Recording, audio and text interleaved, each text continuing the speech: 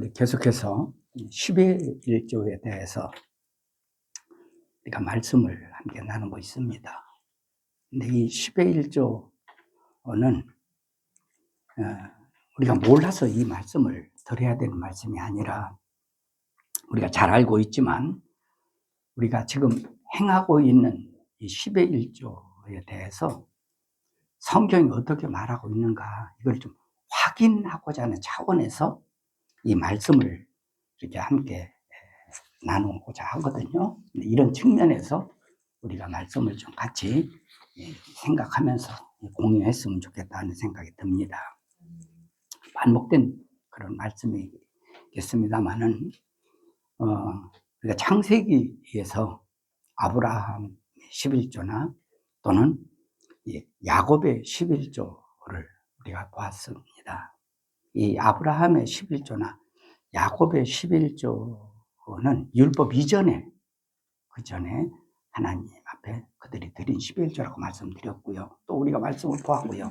그리고 야곱이 11조를 드릴 때에 정확한 표현은 나와 있지 않지만 아브라함의 11조나 야곱의 11조의 중심은 소위 이제 그 멜기세덱, 히브리서의 7장에 보면 그리스도를 예표하는 인물이었다라고 설명하잖아요.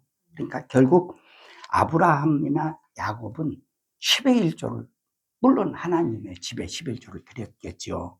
그러나 중요한 것은 복음적으로 볼 때는 예수 그리스도에게 10의 1조를 드린 것이다 라고 히브리서 말한 대로 우리가 그렇게 이해하면 좋겠다는 생각이 듭니다. 그리고 이제 그 소위 이제 하나님의 백성들이 가나안에 어디입니까? 애굽에서 광야로 나와가지고 하나님의 백성들이죠. 말씀을 드렸습니다만은 우리가 이스라엘 백성들이라면 민족적인 이름으로 우리가 생각해 볼 수가 있지만 하나님의 백성이라고 하는 것은 이미 구원받은 하나님의 그 어떤 영역 속에 있는 사람이다라고 우리가 생각할 수 있잖아요. 이런 측면에서 제가 자꾸 이스라엘 백성이라는 말보다는 하나님의 백성이라는 말을 쓰고 있거든요. 근데 그 하나님의 백성들이 이제 광야로 나왔을 때에 하나님은 이제 모세를 시내산으로 불러서 거기서 하나님이 율법을 주셨잖아요. 율법을 처음에 주실 때는 우리가 가지고 있는 어떤 책이나 또는 어떤 문서적으로 이렇게 글로 처음에 주신 것이 아니고 이 말씀은 마지막 이제 모세가 가나안을 바라보고 마지막에 정착했던 느보산이라는 그 산 기슭에서 이제 모세가 이제 하나님이 그동안에 주신 말씀, 그래서 이스라엘 백성들로 하여금 그 말씀을 지키고 행하도록 했던 그 율법, 창세기부터 신명기까지 그 내용들을 거기에서 기록하고 마지막 이제 하나님이 모세를 이제 부르셨다. 그래서 모세가 죽었다라고 하는 것을 우리가 이제 알 수가 있거든요. 그 레위기와 그 민수기 그리고 그 신명기에서 말씀하고 있는 10의 1조는 소위 그 율법 하에서 10의 1조를 어떻게 드려야 되는가 하는 그런 말씀이었는데 그 중에 우리가 레위기에서의 11조는 어떤 것이었느냐? 레위기에서 10의 1조를 좀 전에 말씀드렸습니다만은 뭐 레위기, 민수기, 신명기 다 이게 율법서거든요. 율법서. 그리고 광야에 있는 이스라엘 백성들에게 주신 메시지란 말이에요. 그런데도 그 새 성경에서 10의 1조 얘기를 3번씩이나 반복적으로 뭐 3번 정도가 아니거든요. 이따 우리가 한번 제가 확인해 드리겠습니다만 가령 오늘 여기 우리가 본 신명기 이제 14장에도 10의 1조가 나오고 또 신명기 24장에 또 11조가 또 나오고 그러는데 이런 11조를 여러 차례 반복하는 이유가 뭐냐고 말이죠. 예. 그건 좀 분야별로 조금 차이가 있다는 얘기거든요. 분야별로. 예. 그래서 레위기에서 11조를 말할 때 레위기에서는 하나님의 백성들이 10의 1조를 어떻게 하나님 앞에 드려야 되는가. 요것을 강조해서 이렇게 우리가 11조 내용이 기록되어 있다는 것을 우리가 봤고요. 그 다음에 민수기에서의 11조는 어떤 내용이었느냐? 민수기에서의 11조는 하나님의 백성들이 하나님 앞에 바친 11조. 다른 말로 말하면 이미 하나님의 집에 보관해 놓은 11조는 어떻게 사용해야 되느냐.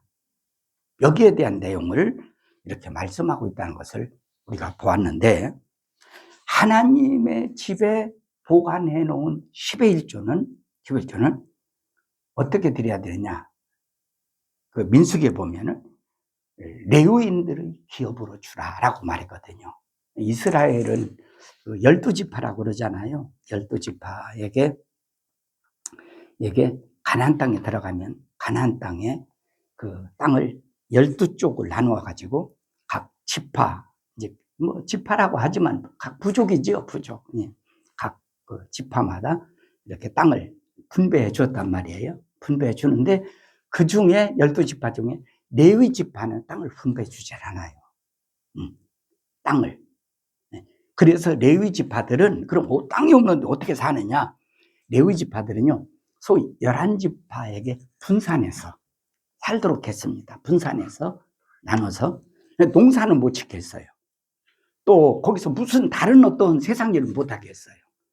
레위 지파는 각 지역, 각 11지파에 분산해서 그곳에서 하나님의 일을 하도록 이렇게 구별시켜 놓은 그런 지파가 레위 지파였단 말이에요. 그러다 보니까 다른 지파들은 다 자기가 수고하고 자기가 노력해서 얻은 수익을 전부 다 자기 것으로 누리고 사는데 레위 지파는 땅이 없단 말이에요. 그러니까 얻을 수 있는 것이 하나도 없단 말이에요. 그러다 보니까 무엇으로 레위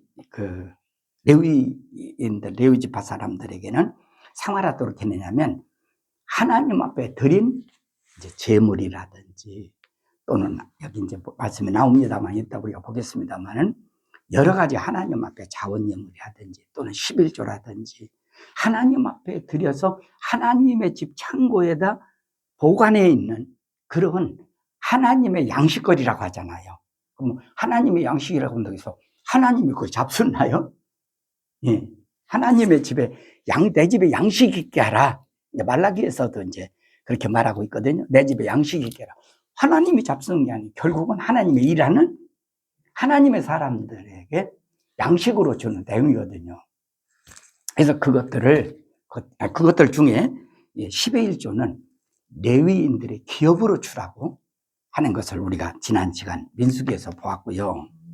또 레위인들이 11조를 받잖아요. 레위인들이 11조를 받았다면 물론 아론도 레위 지파에 속해 있는 아론이라고 말할 수 있겠지만 제사장들은 모세의 형 아론의 그 반차를 따라서 제사장이 되잖아요. 그 후손만이. 예. 그래서 어떤 면에서는 성경에서 레위 지파 사람들하고 제사장하고를 구분한단 말이에요. 구분했을 때 제사장들은 오직 성막이나 성전에서만 하나님의 일을 하는 사람이고요. 레위인들은 각 지파에 흩어져서 그들을 가르치고 신앙 교육을 하는 사람들이고요. 그 좀 차이가 다르단 말이죠, 이게. 그때에 레위인들은 11조를 받았단 말이에요. 하나님의 집에서 기업으로 받았단 말이죠. 그것에 대한 10의 1조를 제사장으로 줘라 한 것이 민수기에서 나오는 11조였다는 것을 우리가 봤습니다. 자, 그러면 이어서 오늘은 신명기에서 11조는 어떻게 말하고 있는가 우리가 말씀을 좀 살펴보고자 합니다. 여기 1절에 보면은 1절 내용은 이제 이 신명기는 출애굽 1세들에게 주신 말씀이라고 했나요? 출애굽 2세들에게 주신 말씀이라고 했나요? 출애굽 2세들에게 주신 말씀이다라는 것이지요. 근데 이제 출애굽 2세들이 가나안 땅에 들어가면 거기에서 그들이 반드시 지켜야 될 규례와 법도가 있다라고 말해요. 예. 근데 여기서 뭐라고 말하냐면은 1절에 너희가 평생 지켜야 할 규례와 법도라고 말했거든요. 응? 어느 정도 지켜요? 평생. 그런데 다른 성경에 보면 또 뭐라고 말하냐면 너희가 영원이라는 말을 써요. 영원히. 여러분, 이런 용어를 우리가 어떻게 이해를 해야 되냐면 복음적으로 이해하시면 좋다고 말이에요. 근데 제가 지난 시간에 율법적이 무엇이고 복음적이 무엇인가를 조금 언급해 드렸잖아요. 그럼 복음적이라는 것이 뭐냐? 가령 율법에 영원히 지켜야 될 규례다. 이 말 때문에 이상한 교파가 또 하나 생겨요. 교파가. 안식일교단 같은 교파. 뭐 이단이라고 하잖아요. 영원히 지키라고 했으니까 영원히 지켜야 될 것이지. 즉 다시 말해서 영원한 세계가 어디죠? 천국이잖아요. 나는 천국 갈 때까지 영원히 지켜야 될 것이 율법이다. 그렇게 얘기를 하거든요. 그런데 여러분, 복음적인 건 뭔지 아세요? 우리에게 영원을 주신, 영생을 주신 분이 누구죠? 예수 그리스도시잖아요. 그죠? 예? 예. 그분은 영생의 시작이 영생의 마침이에요. 마침이라는 것은 그분으로 끝난다는 것이 아니라 그분 이상의 다른 분은 없다. 그 말이거든요. 이해가세요? 요한계시록에도 나는 예수님 말씀하셔요. 나는 알파와 오메가 처음과 나중이다. 그 말은 예수님 이전에도 없고 예수님 이후에도 없다. 그 말이지. 예수님 마지막에 있다는 얘기가 아닙니다. 예수님은 끝이 있다는 말이 아닙니다. 말의 의중을 잘 이해를 해야 된단 말이죠. 예? 예. 그 자꾸 오해를 많이 해요. 이제 혹시 제가 지난 번에 그 요한계시록 강해를 1장부터 22장까지 한번 예수님께서 한번 했잖아요. 제가 그래서 사역할 때 기회가 된다면 요한계시록을 다시 한번 이렇게 보면 참 좋을 것 같아요. 그런 생각도 있어요. 요한계시록도 복음이거든요. 근데 거의가 다 요한계시록을 설명하는데 율법화시켜서 얘기를 해요. 참 이상해. 복음인데, 복음. 그러니까 물론 요한계시록을 보면 막 살벌하죠. 막 무섭죠. 이렇게 보면. 근데 그게 아니란 말이에요. 말씀을 잘 이해를 못해 생기는 문제란 말이에요. 네. 요한계시록을 보는 방법 4가지 패턴이 있거든요.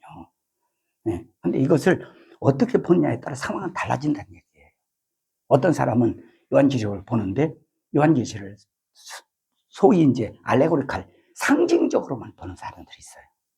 그러니까 그건 자기가 막 붙이는 거예요. 막 자기 의미나 자기 사상이나 자기 생각이나 자기 어떤 그런 개념을 붙여서 막 풀어나가는 거예요. 예를 들어서 666이 뭐냐? 666은 이식 구주 공동체를 얘기한다. 막 이렇게 막 붙이는 거예요. 그러니까 천한 사람이 그게 천하니까 듣는 성도들은 그게 그대로 받아들이잖아요. 이런 오류가 많이 있단 말이죠. 근데 요한계시록 보려면 어떤 개념에서 이걸 봐야 되는가 이것도 이해 먼저 하고 그 다음에 거기에서 우리는 어떤 때를 어떻게 보느냐 이런 것도 우리가 생각해 보면 좋거든요. 그래서 혹시 기회가 된다면 제가 뭐 전혀 처음 하는 것 말씀드리는 것도 아니고 이미 말씀드렸던 것이 그렇다고 해서 제가 설교를 요한계시록 하겠다고 하는데 먼저 한번 내가 막 보고 막 이렇게 한 건 아니에요. 다시 연구하고 다시 제가 이렇게 어느 정도 맥은 제가 가지고 있으니까 이렇게 하면서 기회가 된다면 한번 또 하면 좋지 않나 그런 생각이 지금 드네요. 나중에 일입니다만은 어쨌든 여러분 영원히 지켜야 될 규례와 법도니라 라고 한다면 그거는 그리스도까지입니다. 그리스도부터 다시 해석해야 될 말씀이다 그 말이에요. 이해 가시죠? 이런 방법이 복음적 해석입니다. 쉽게 말해서 복음적이라는 것은 우리가 구약을 볼 때 거기다가 예수님을 끌어오세요. 예수님을 모셔오세요. 그리고 해석하세요. 이게 복음적인 해석이에요. 예. 신약을 보는데 모세를 끌어들이면 그건 율법적 해석이 되는 거예요.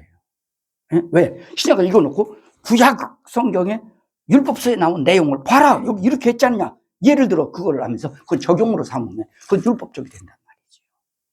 예. 이거는 목사들이 해야 될 몫인데, 예. 그거는 뭐 성도인들이 해야 될 문제는 아니잖아요. 그래서 이런 것들이 참 애매한 그런 아쉬움들이 많이 생기기도 한다는 생각이 듭니다.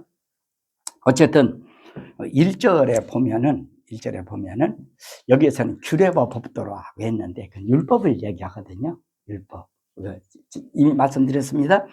율법하면 창세기부터 신명기까지를 율법서라고 했죠. 율법서 안에 율법이 하라가 200 몇 개? 48개. 사람의 그 골격이요. 사람의 골격이 248개의 뼈로 구성되어 있답니다. 어떤 분이 그 얘기 하대요? 사람의 뼈의 골격이 248개로 구성되어 있대요. 그런데 하지 말라는 1년은 며칠이죠? 365일. 네. 그러니까는, 그래서 합계 613가지를 율법이라 그렇게 말을 한단 말이에요. 예? 예. 그러니까 어떤 분이 그런 얘기 합니다. 365일 동안 248개 마디가 부서지게 행할지라도 얻는 것은 하나님의 심판밖에 없다. 그렇게 얘기를 하더라고요. 예. 그게 이제 율법이라고 이렇게 말하는데, 예. 근데 이 10의 1조 조항을 그러면 왜 규례와 법도라고 하는 율법 안에 이것을 넣어서 말하고 있느냐? 그것은 무슨 이유 때문이냐면요. 10의 1조는 하나님의 백성이라면 그건 의무사항이다 그 말이거든요. 네. 하나님의 백성은 반드시 해야 되는 의무. 지금으로 말한다면 뭐냐? 국세와 같은 성격을 가지고 있다. 이렇게 보면 이해가 될 것 같아요. 율법 시대입니다. 네. 그것이 이제 1절에서 말씀하고 있는 내용이고요. 그 다음에 2절, 3절에 보면 10의 1조와 관계없는 얘기 같은 얘기가 이게 들어있어요. 뭐냐? 출애굽 2세들이 가나안 땅에 들어가서 가나안 땅을 점령하거들랑 뭐 하라고 그랬죠? 거기에서 그 사람들이 섬기던 모든 신상이나 모든 신상의 이름들이나 모든 그런 우상단지들 전부 다 초토화시켜라. 초토화시켜라. 여러분, 이렇게 말씀했다고 해서 오늘날도요, 어떤 사람은 절간에 가서 불을 지르는 사람도 있어요. 그거고 이거고는 아무 상관없는 얘기입니다. 예. 이걸 오해해서 생기는 문제란 말이에요. 응? 응. 우리가 물론 이단 대책위원회가 우리 총회에도 있어요. 이번에도 보면 인천에 있는 어떤 교회에 나는 내가 목사님들 만나서 얘기할 때 나는 정말 속상한 것 중에 하나가 뭐냐면 그 목사님이 킹 제임스 버전이라고 하는 1611년에 이제 영어로 번역된 성경이 있거든요. 그 성경의 번역을 저도 보고 같이 늘 볼 때 비교해서 봅니다. 예. 다른 번역 성경보다 그 번역 성경이 번역이 충실하게 잘 돼 있어요. 예. 그래서 우리말 성경을 볼 때 잘 이해가 되지 않을 때는 그 성경을 보면서 비교대줘서 보거든요. 뭐 그것만 보는 건 아닙니다. 우리말 번역 성경도 제가 뭐 여러 가지 보긴 합니다만은 그런데 그 성경이 참 좋긴 좋아요. 근데 이 성경이 하나님이 맨 처음 원본을 주신 그 원본과 같은 권위를 가지고 있다는 거야. 이거 정말 완전한 이단이거든요. 네. 그래서 내가 목사님들 모일 때 나는 너무 그 목사가 그렇게 얘기하는 것에 대해서 너무 화가 나가지고 목사님들한테 왜 목사님들끼리 있으니까 내가 이제 왜 저 목사는 왜 그따위로 얘기하냐? 네. 싸가지가 없다. 내가 그런 때나 성질을 한번 내보죠. 언제 성질 내요. 네. 그렇게 하기도 하고, 예, 그러거든요. 그러니까 이제 어떤 목사님은, 그래도 그 목사님 어떻고, 그런 소리 하지 말라고. 아니면 아닌 거지. 예, 뭐 하냐. 그 목사님이, 요번에 이단으로, 우리 교단에서 이단으로 완전히 정제를 해버렸어요. 해보시는데, 이런 참, 문제가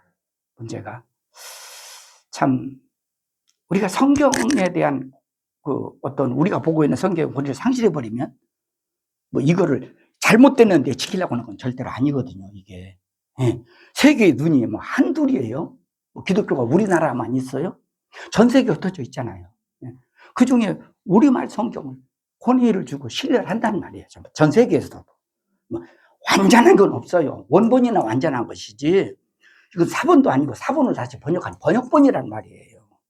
그러니까 완전하다고 볼 수는 없지만, 그러나 우리 이 성경 말씀대로 보고 사니까. 근데 이 성경이 틀렸고 영어 성경이 옳다. 그렇게 되면 우리가 영어 배우고 영어 성경을 써야 되잖아요. 예. 근데 말도 안 되는 소리거든요. 어쨌든 여기다 권위를 줘야지. 아, 이거 성경 이것도 잘못된 거 아니야? 이런 의심 가지고 어떻게 신앙생활 하겠어요? 이런 상황인데, 우리는 이런 말씀들이 좀 뭐예요? 좀 왜곡되게 전한 그런 사람들 할지라도, 그는 그런 사람들이 그런 사람들 정죄하고 뭐 그런 사람들의 잘못된 것을 파헤치는 사람은 파헤치는 사람이에요. 예. 우리가 나 같은 그런 목사가 그런데 내가 이단 연구하는 사람이라면 그런 사람들에 대한 이단 정죄하고 그러겠죠. 그러나 저도 그렇고 여러분도 그렇고 우리는 우리의 신앙을 보호하기 위한 울타리로서 이야기를 할 수 있는 것이지, 우리 신앙, 그 사람을 정죄하는 게 신앙이 아니에요. 이단 정죄하는 게 신앙은 아니다, 그 말이에요. 이해 가세요? 예. 이런 측면을 우리가 잘 이해를 하면 좋을 것 같아요. 뭐, 타 종교 인정하는 거예요. 예. 종교 자유가 있고, 그런 자유주의 국가에 사는 우리들이, 우리 기독교회는 다른 종교는 전부 다 도태돼야 된다. 이건 아니란 얘기죠. 예. 우리가 할 때 가면 되는 거예요. 예? 목사는 자기에 속한 하나님의 붙여진 양무리들을 말씀으로 잘 울타리 쳐서 보호하고 다 지켜나가도록 하면 되는 거예요. 예? 막 강단에서 막 누구 이단이고 누구 잘못됐고 또 무슨 절간 잘못됐고, 그럼 거기로 가서 얘기하지 왜 여기서 얘기해요? 그건 전 아니라고 생각하거든요. 이게, 그러나 오늘 여기 이런 말씀에 나오는 것은 뭐냐면, 하나님의 백성들이 가나안 땅에 들어가서 자칫하면요, 뭐냐면 신앙을 변질화시킨다 그 말이에요. 예. 그렇기 때문에 이 율법 신앙이 그 토속 신앙과 뭔가 믹서가 될까 봐서 하나님은, 그래서 하나님은 그곳에 들어가면 그거를 다시 기경해라, 쫓다시. 왜? 밭을 갈라면, 씨를 뿌리려면 밭을 팍 다시 기경하듯이요. 예. 그렇게 해서 그들의 신앙을 깨끗한 토양 위에다가 조성하기 위해서 이렇게 말씀하신 얘기거든요. 예. 그러니까 심지어 제사 지내거나 11조 내는 것도 그들의 방식대로 하지 말라고 말이에요. 예. 하나님의 방식대로 하라고 말이에요. 예? 예. 뭐 비슷한 게 많잖아요. 우리도 예를 들어서 부모를 공경하라. 부모를 공경하라는 것이 성경만 나왔나요? 11조만 십계명만 나왔나요? 부모 공경하라는 얘기가 무슨 우리나라 국어책에 안 나와요? 다른 종교는 없어요? 그러나 그 말씀 우리가 끌어들여서 다른 종교에도 이런 것이 있고 저거 있고 뭐 어디에도 있고 부모를 공경, 이게 아니라 성경에서 부모는 어떻게 공경해야 되는가, 이걸 우리가 알면 되는 거예요. 이게 믹서가 돼버리면 혼합 종교가 되고 말아버려요. 우리 갈 길 잃어버리고 말아버린다고요. 네. 그래서 이런 것들 때문에 2절 3절에서는 거기에 다른 우상을 다 초토화시켜라. 오직 율법 종교만 거기다 세워라. 이렇게 말씀하는 얘기라고 우리가 보면 좋을 것 같습니다. 그 다음에 4절에 보면 가나안 땅에 들어가서 그곳에서 과거 사람들이, 그곳에 살던 원래 원주민들이 그들이 섬기던 방법대로 하나님께 제사하면 안 된다라고 말하고 있거든요. 자, 그러면 우리가 여기에서 또 한 가지 또 조금 짚고 넘어갈 것이 뭐냐면, 왜 하나님은 남의 나라에 하나님의 백성들을 거기로 보내서 그 백성들을 왜 다 밀어내고 다 죽이고 거기에서 섬기던 그런 종교들을 전부 다 없애버리고 왜 하나님은 그렇게 무자비하게 이스라엘 백성들 그곳에 들어가서 그들을 다 멸하고 왜 이스라엘 나라를 만들려고 그렇게 내냐 이렇게 생각할 수 있어요. 그죠? 예? 그런데 여러분 봐봐요. 이렇게 예를 들어 보십시다. 원래 이 집은 우리 땅이거든요. 근데 다른 사람이 불법으로 돌아 점유하고 있는 거예요. 내 땅에다가 집을 짓고 점유하고 있는 거야. 예. 그리고 오랜 세월이 지나다가 보니까 돌아보니까 그러고 있는 거야. 여러분 같으면 어떡하겠어요? 원래 옛날엔 내 땅이었지만 지금은 이 사람이 살으니까 이 사람 땅이고 우리는 간섭하면 안 돼. 내보내면 안 돼. 여러분 그럴래요? 아니면 여러분 권리를 찾을래요? 예? 같은 이치예요. 같은 이치. 원래 하나님이요. 하나님의 가나안 땅은 아브라함과 그 선조들에게 기업으로 주신 땅이란 말이에요. 예. 그런데 그들이 베두인족이다 보니까 그들이 삶의 터전을 옮겨가는 거예요. 그러던 중에 다른 사람들이 거기에 정착을 해요. 다른 족속들이 정착해요. 당시에 시족사회, 부족사회 시대였으니까. 근데 그 사람들이 들어와서 나가라 할 때 나가면 좋지. 안 나가잖아. 그러니까 결국 어떻게 해야 돼요? 내 땅을 차지하려면 전쟁을 하잖아, 전쟁. 그렇잖아요. 네. 왜 이게 잘못된 거죠? 뭔가를 당시의 정황을 알고 우리가 이해를 해야 되는데 무조건 단편적으로만 보고 하나님 말에 무자비하단 말이지. 왜 거기서 하는 사람들을 죽이고 그 사람들을 멸하느냐. 여러분 전쟁에서 생각해 봅시다. 내가 예를 들어서 예를 드는 거예요. 네, 난 많으니까 이렇게 얘기하는데 내가 김명수사님을 죽였다고 합시다. 그건 살인죄야 아니요. 살인죄지요. 근데 전쟁을 했어. 전쟁에서 죽였어. 살인죄예요, 영웅이요. 똑같이 사람 죽였는데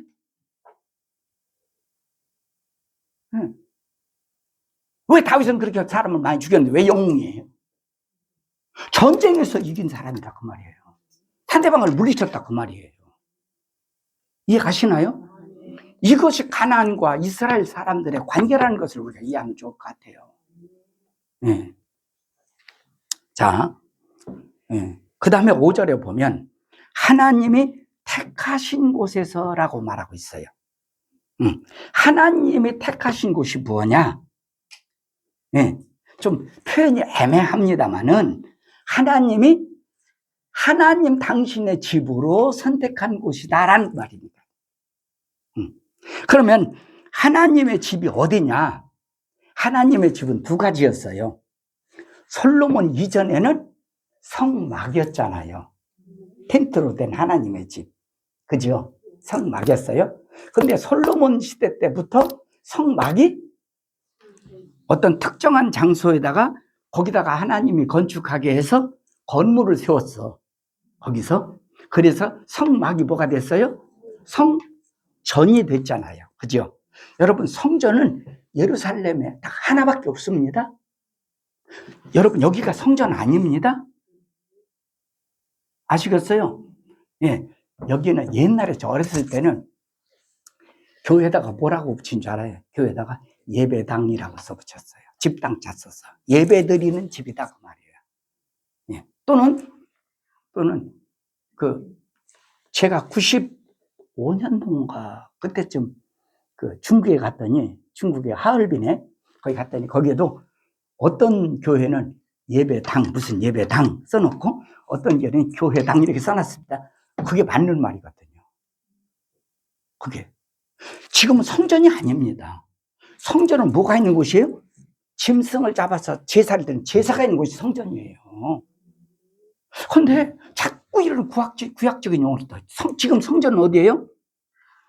고린도전서를 보면 너희가 하나님의 성전이라고 고린도전서 3장에 나와 있거든요. 여러분 우리 공동체가 성전입니다. 지금은 여기 이 건물이 성전이 아니에요. 네. 기도할 때 어떤 분은 하나님의 성전에 나왔다. 뭐 이해해서 들으면 상관없어요. 하지만 성전이라는 말은 의미를 우리가 잘 알았으면 좋을 것 같아요. 이해가시죠? 예, 성전이라는 것을 제가 말씀드리다 보니까 생각나서 말씀을 드린 것입니다. 근데 그 성전, 하나님의 택하신 곳, 성막이나 성전에 와서 거기서 뭐를 드리라고 오늘 말하고 있느냐? 번제물과 10의 1조와 기타 제물과 천열매와 모든 자원 예물을 하나님께 드리라 그렇게 말하고 있거든요. 그러니까 모든 것은 쉽게 말하면 어디에다가 드려야 된다고요? 성전에다가 드려야 된다 그 말이거든요. 하나님의 집에다가 드려야 된다 그 말이거든요. 이해가시죠? 네, 된다. 그 다음에 7절과 12절에 보면은 하나님께 모든 선물을 다 드린 후에 하나님 앞에서 먹으라 그렇게 말해요. 하나님 앞에서 먹으라. 예. 자, 이 얘기를 좀 우리가 짚고 넘어갈 필요가 있어요. 자, 레위기 6장과 또 7장과 민수기 18장 우리가 말씀을 지난번에 봤습니다만은 거기에서 보면요. 성전에 드려진, 하나님 앞에 드려진 모든 성물이라고 그래요. 그거를. 하나님께로 구별을 한 물건이다라고 해서 성물이라고 그러거든요. 네, 성물. 지금도 이런 것을 성물이라고 그러잖아요. 의자, 뭐 하나님께 드리신 거 성물이라고 그러는데, 이런 성물들은 전부 다 대상을 누구로만 한정시켰냐면, 레위인의 기업이고, 제사장들의 기업이다라고만 한정시켜 놨어요. 예. 두 부류만 사용할 수 있다, 그 말이에요. 이해가시죠? 예. 예. 그런데, 그럼에도 불구하고 7절에 보면은 뭐라고 하냐? 하나님 앞에서 먹으라라고 말하고 있어요. 하나님 앞에서. 네. 뭐를 먹으라는 거예요? 하나님께 드려진 것을 그거를 먹으라는 건지, 그거는 손대지, 레위인과 제사장 몫이니까 손대지 말고 다른 것들을 성전에 올 때 가지고 와서 그걸 먹으라는 건지, 이 성경만 가지고서는 답을 찾기가 쉽지 않아요. 그래서 제가 추가적으로 좀 읽어드릴 게 있어요. 그것이 뭐냐? 신명기 14장 22절에서 27절까지 제가 읽어드릴게요. 22절, 너는 마땅히 매년 토지 소산의 10의 1조를 드릴 것이며, 예, 이거 다 설명드릴 수는 없었고 그냥 읽어드릴게요. 23절, 내 하나님 여호와 앞, 곧 여호와께서 그의 이름을 두시려고 택하신 곳, 성전이죠. 곳에서 내 곡식과 포도주와 기름의 11조를 먹으며, 예? 먹으며, 내 곡식과 포도주와 기름의 11조를 먹으며, 또 내 소와 양의 처음 난 것을 먹고, 내 하나님 여호와 경외하기를 항상 배울 것이니라 그렇게 말을 해요. 24절, 그러나 내 하나님 여호와께서 자기의 이름을 두시려고 택하신 곳 어디죠? 성전이죠. 성막이나 성전입니다.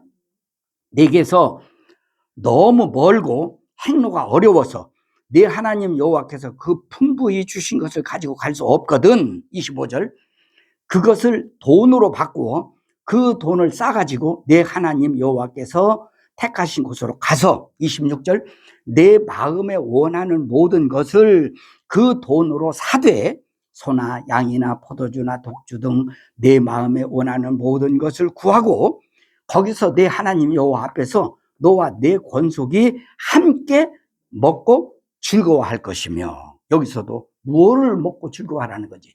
하나님 앞에 드려진 것, 그걸 먹고 즐거워하라는 것인지, 추가로 가지고 온 것을 먹고 즐거워하라는 것인지. 또 27절, 내 성읍에 거주하는 레위인은 너희 중에 분깃이나 기업이 없는 자이니, 레위인은 없는 자이니 또한 저버리지 말지니라. 잘 보필하라 그 말이죠. 자, 27절까지 봤습니다. 14장 22절에서 27절까지 봤는데, 여러분 이 말씀은 10의 1조나 기타 자원 예물을 하나님 앞에 드린 후에 하나님이 두시려고 택하신 곳이 어디라겠죠?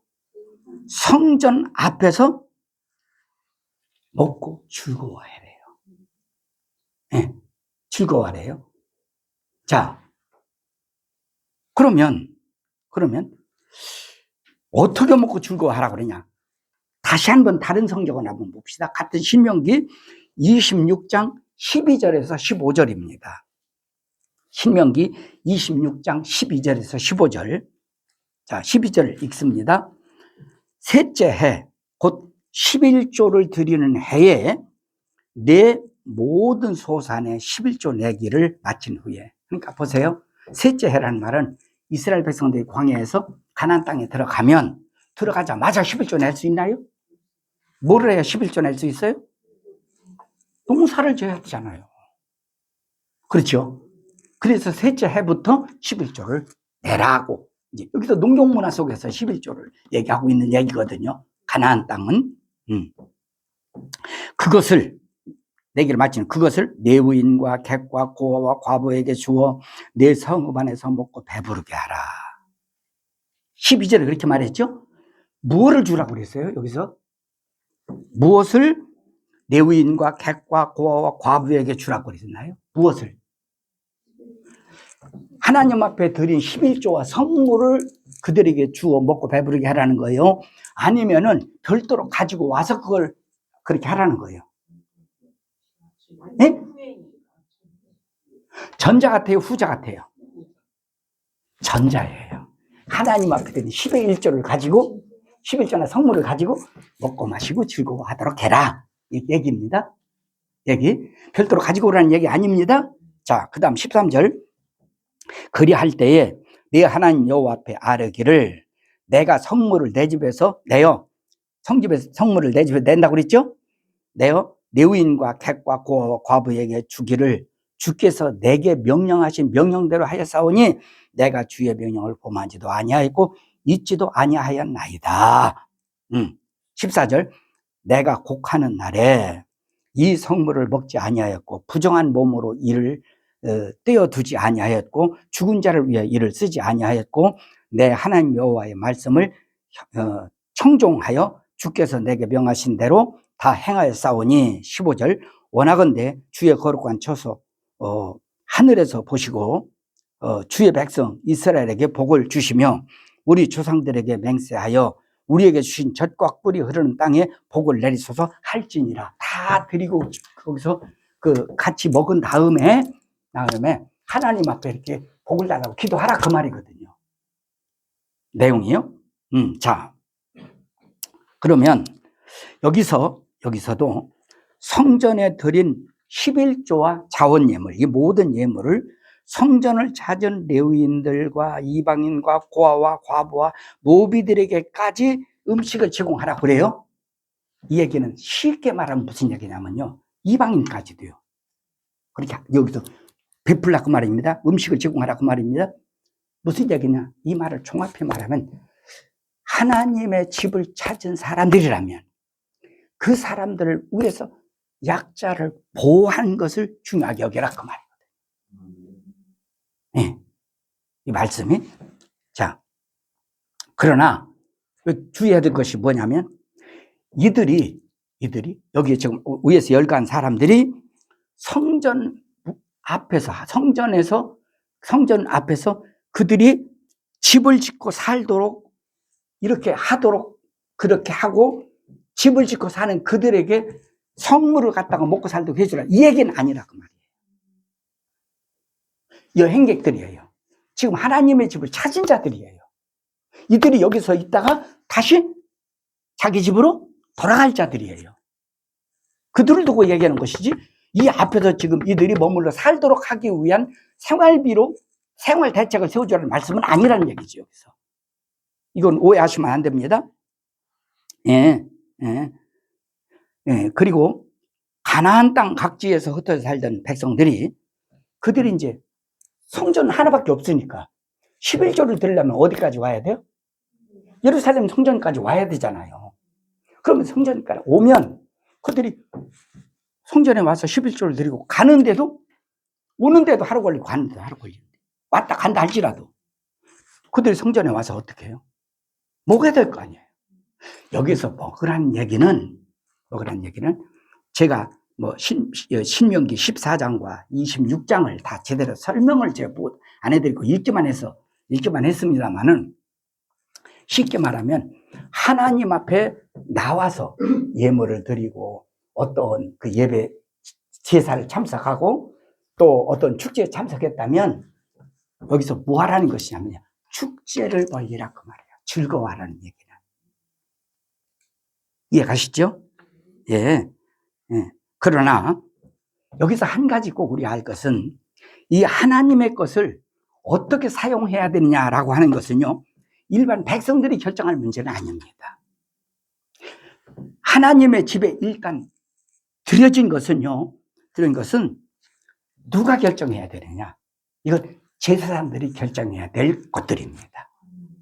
이것은 분명합니다. 제사장이 고난에 있다는 것을 우리가 알 수 있어요. 근데 이것을 오늘날로 따지면 이것을 어떻게 우리가 이해하면 좋냐면요. 여러분들이 이제 뭐 많든 작든 헌금을 하잖아요. 그 헌금하면 그 재정으로 들어가잖아요. 그러면 재정에 들어가면 그것을 누가 관리하느냐 그 말이에요. 그건 담임 목사와 재정부에서 관리를 하거든요. 그렇죠? 이거를 이렇게 써라 저렇게 써라라고 성도들이 말할 권리가 있는 것은 아니다 그 말이거든요. 그런 개념과 같이 생각하면 좋겠고요. 또 하나는 무슨 얘기와 같으냐면요. 교회 주일날 나오잖아요. 또 성도들끼리 나오잖아요. 나와서 식사를 교회에서 하잖아요. 예? 예. 이런 것도 여기에 포함돼서 말할 수 있고, 또 교회도 부활절 절기 때, 또 추수감사절 절기 때, 뭐 조금 있으면 추수감사절 들어오네요. 이때 교회에서 같이 이제 즐겁게 이렇게 먹고 마시고 즐겁게 우리가 지내잖아요. 음식을 하고 그러잖아요. 이것도 하나님께 영광이 되는 일이라는 얘기예요. 이런 것들을 얘기하는 거거든요. 이때는 뭐냐? 이때는 하나님 앞에 드린 것을 알아 그 말이에요. 이런 것들을 우리가 잘 이해를 하시면 좋을 것 같다 생각이 들거든요. 그 다음에 8절에 보면 뭐라고 나오냐면 여기서란 말도 나오고 저기서란 말도 나와요. 네. 여러분 지금 모세가 하나님의 백성들에게 말씀하고 있는 장소가 어디죠? 가나안인가요? 아니면 광야인가요? 광야예요. 여기서란 말은 어딜 것 같아요? 광야를 얘기해요. 저기서란 말은요, 가나안 땅에 정착했을 때를 두고 얘기하는 거거든요. 이해가죠? 뭐 그 밑에 설명도 나와 있습니다. 그런데 왜 이것을 우리가 봐야 되느냐면 광야에서는 어떻게 하라고 그러냐? 각기 자기 소견대로 하나님을 섬겼대요. 여러분 하나님을 섬겼는데 자기 소견대로 섬길 수 있나요? 이 말은 광야에서 살 때는요, 그들의 생활이 정착이 안 돼요. 안정이 안 됐다 그 말이에요. 예? 예. 각자 흩어져 살면서도 생활에 안정이 안 되다 보니까 그때는 나름대로의 각 지파마다 어떤 견해들이 있을 거 아니에요. 그렇죠? 소견이 있을 거 아니에요. 예. 그 공동체를 중심으로 해서 하나님을 이렇게 섬기는 것으로 하라 이 말이거든요. 여기서는 그렇게 하다. 그러나 저기서, 즉 다시 말해서 가나안 땅에 들어가면 거기에서는 그든 텐트 생활할 때처럼 하면 안 된다. 거기는 이미 정착되어 있는 곳이라 그 말이에요. 그러면 거기에 정착되는 곳에서는 철저하게 하나님이 말씀하신 규례와 법도대로 행하라. 이 얘기가 오늘 여기에 8절 나오는 말씀이거든요. 그리고 9절에서 안식이란 말이 나와요. 안식이란 말은 생활이 정착되어 있는 상황을 얘기해요. 자, 보세요. 뭐 제가 직접 확인한 건 아니지만 보통 히브리어 헬라어 학자들이 하는 얘기가 뭐냐면, 보세요.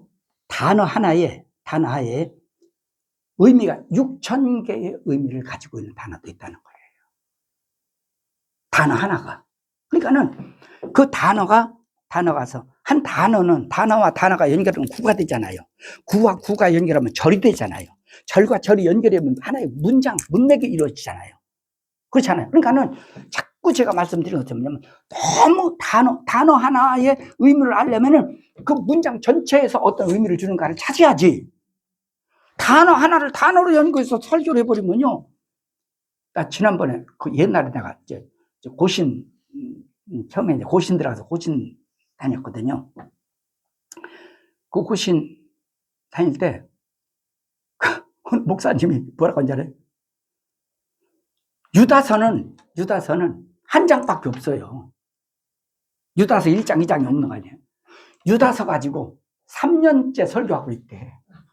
참, 그 교인들도 참 치가하다고 했는데, 그 어떻게 그렇게 설교하냐? 단어 하나 가지고 설교하는 거야. 단어 하나 가지고 설교. 그렇게 설교하는 예수님 재림 때까지 설교했어요. 나 그래서, 야, 거기 다닐 땐 그랬어요. 그 신학교 다닐 때는, 목사님 대단하다 생각했거든요.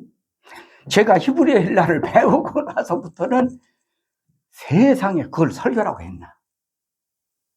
이쪽 총신으로 와서 거기서 이제 히브리 헬라를 별도로 제가 배웠거든요. 그러니까 단어의 의미가 문장에서 어떻게 쓰여지느냐, 그 문장에서 쓰인다 할지라도 그 단어가 당시에 어떤 풍습에서 쓰여졌고, 어떤 종교관에 쓰여지냐, 이것까지도 보고서 성경을 봐야지. 그거 전혀 배제해버리고 그냥 단어에 머물르면 안 된다는 얘기입니다. 자, 그래서 안식이라는 말도 우리가 안식하면 죽음, 안식하면 천국, 그렇게 생각하면 안 돼요. 왜? 하나님의 창세기 그 2장에 보면 하나님이 천지 만물을 창조하시고 제7일에 안식하셨다고 그랬죠. 제7일에 안식하셨다. 안식이라는 말을 그때 거기서 잘 알아야 돼요. 안식이라는 단어를 갖다가 제대로 이해를 못하니까 하나님이 그러면 6일 동안 창조하느라고 하나님이 얼마나 어려웠으면 힘들었으면 제7일 하나님이 쉬셨다는 얘기인가? 하나님이 그렇게 막 힘들게 그렇게 힘드시나요? 천지 창조할 때 하나님이 그렇게 힘들었나요? 성경은 뭐라고 어떻게 창조했다고 그러세요? 말씀으로. 말도 힘들긴 힘들어. 그게 아니잖아요. 거기서 안식은 문맥을 보세요. 다른 곳 없어요. 하나님이 천지 만물을 처음에 창조하실 때 첫째는 하나님의 신이 수면 위에 운행을 하셨단 말이에요. 물가를 하나님이 다니셨다. 물 위를 운행하셨다 그랬거든요. 하나님이. 그리고 창조를 여섯 동안 창조를 마치고 일곱째 날에 어떻게 되냐? 일곱째 날에 하나님은 안식하셨다. 하나님이 자기 환경으로 다시 회귀하셨다 그 말이에요. 네. 그럼 하나님도 왔다 갔다 하나? 영원하신 그분이 만든 피조 세계라도 이렇게 그분이 왕래하시는 장면을 묘사한 것이 천지창조 얘기입니다. 근데 뭐 하나님이 안식하셨다, 하나님 쉬셨다 이렇게 얘기하면 할 말이 없어. 내가 이런 말씀 드리는 것은 단어의 의미를 우리가 잘 이해를 했으면 좋겠다는 뜻에서 말씀드린 거거든요. 그 다음에 기업이란 말은 거기에서 나오는 8절에 기업이라, 9절에 기업이란 말은 각 지파마다 지정받은 땅을 얘기하는데 레위인은 지정해 주지 않았다. 땅을. 그 얘기를 하는 거거든요. 그 다음에 10절에 보면은 이스라엘 백성들이 가나안 땅에 들어가 정착하여 생활이 안정된다면 이란 뜻이에요. 그리고 11절은 하나님의 자기 이름을 두시라고 정하신 곳 어디죠? 성전으로 봐야 되겠죠. 그죠? 성전 또는 성막으로 봐야 되겠죠. 예. 12절에 레위인들에게는 이스라엘의 다른 지파처럼 생계를 위하여 가나안 땅을 기업이나 분기도 주지 않았기 때문에 그들을 잘 보호해야 된다라고 말해요. 왜 그래야 되느냐? 왜? 여러분, 가나안 백성들이요. 가나안 죄송합니다. 하나님의 백성들을 레위인들이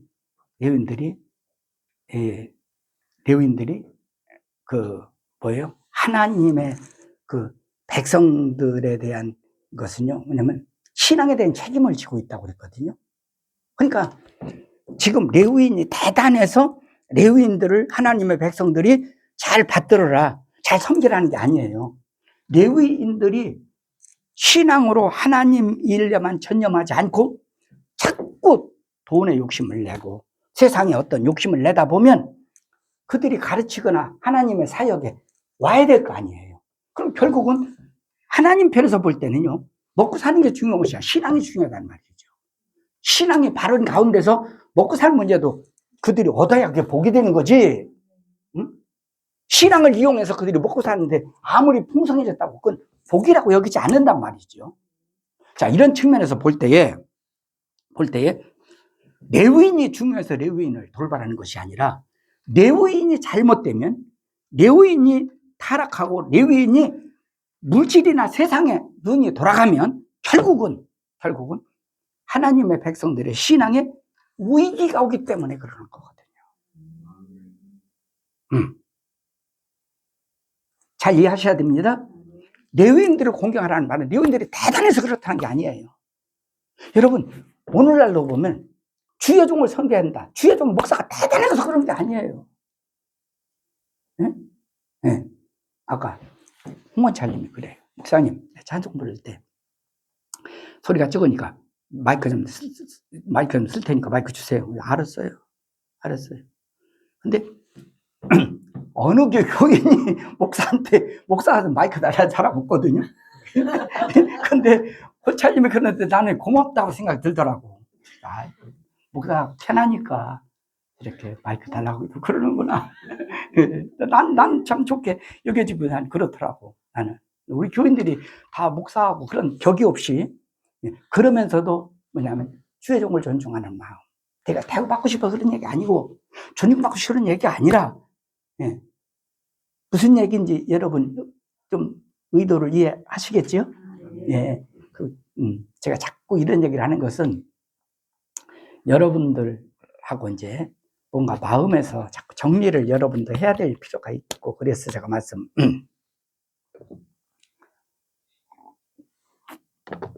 말씀드리는 건데 자꾸 어떤 분은 그래요.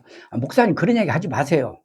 자꾸 그러거든요. 근데 제가 오늘 갑자기 여러분에게 오늘 은퇴합니다. 그러면 여러분이 얼마나 여러분도 좀 모르겠어요. 어떤 사람은 시원하다 할 사람도 있을지 모르겠지만 섭섭하다 생각할 수도 있잖아요. 이게 미리미리 여러분이 마음가짐을 좀 가지시라는 측면에서 자꾸 이야기를 말씀드리는 거거든요. 그래서 새로 어떤 참 사역자가 오게 되면 여러분이 그 사역자를 잘 섬기고 받들여야 되는 이유는 우리 신앙에만 말씀을 가르치고 교인들의 신앙을 잘 다독거리는데 그건 전념하도록 하기 위해서 그러거든요. 그래서 주의 종도를 섬기는 것이지 목사가 대단히 섬기는 거 아닙니다. 여러분 이걸 오늘 잘 이해했으면 좋겠습니다. 자, 이제는 마치겠습니다. 레위기 11조와 또 민수기 11조와 신명기 11조에는 차이점이 있었다라고 말씀을 드립니다. 레위기 11조는 하나님의 백성들이 그들 입장에서 어떻게 11조를 드려야 되는가, 여기에 내용이 달아있다고 말씀드렸고요. 민수기 11조는 하나님 앞에 드려진 11조를 하나님에서 어떻게 사용해야 되느냐가 핵심이었다는 것을 말씀을 드렸고요. 그 다음에 신명기 11조는 레위기나 민수기 11조 얘기한 얘기에 추가해서 드리는 말씀이었어요. 그래서 뭐라고 얘기하죠? 가나안 땅에 들어가거든요. 하나님의 택하신 곳에서 이걸 강조한다 그 말이에요. 예, 그곳에 들어가서 추가해서 말씀한 내용이에요. 할 때 무엇을 강조하느냐면 두 가지 강조하는 걸 우리가 본문에서 볼 수 있는데 하나는 뭐냐? 하나는 성전을 찾는 이방인이나 고아나 과부나 또 노비나 모든 사람들에게 성전을 찾는 사람들이라면 그들이 함께 하나님 앞에 영광 돌리기 위해서 같은 축제에 참여시키고 그들이 먹을 양식을 충분히 풍성히 부어줘야 된다. 예, 이것을 강조한 내용이 신명기 11조였고요. 또 한 가지 뭐냐면요. 신명기 11조 강조는 레위인들을 잘 돌보라. 또 한 번 강조하는 내용이었음을 우리가 이렇게 보았습니다. 이렇게 해서 지금까지 율법이라고 하는 율법 책에 명시된 10의 1조가 어떤 것인가 여기에 대해서 생각해 보았습니다. 예, 마칩니다.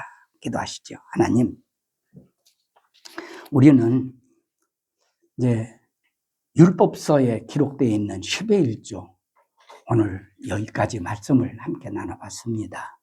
하나님, 말씀을 참 준비해서 전하였습니다마는 혹시 종이 잘못된 견해가 있다면 하나님 우리 성도님들 마음에서 지워주시고 오직 하나님의 말씀이 말씀으로만 그 위에 잘 세워지는 말씀이 오늘 11조 말씀 되게 도와주옵소서.